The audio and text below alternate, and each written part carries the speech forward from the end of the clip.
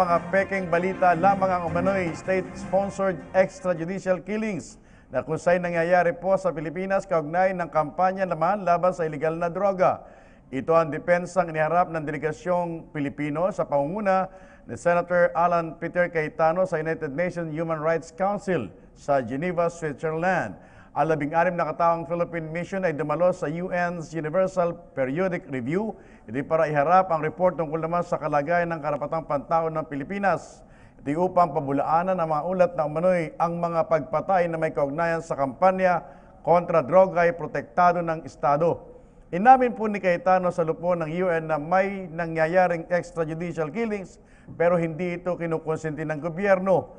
Base sa iniharap nilang video ng unang suna ni Pangulong Duterte noong Hulyo 28, nilinaw ni Cayetano na ang utos ni Pangulo sa mga otoridad ay ikulong ang mga drug syndicates. Pero kung manlalaban at malalagay naman sa panganib ang buhay ng mga alagad ng batas ay dapat lamang na ipagtanggol nila ang kanilang sarili. Niliwanag pa ni Cayetano na ang masamang impresyon sa anti-drug campaign ay likha ng mga pekeng balitang mula sa mga kalaban sa politika at mga lokal at dayuhang mamamahayag na inililiko ang katotohanan.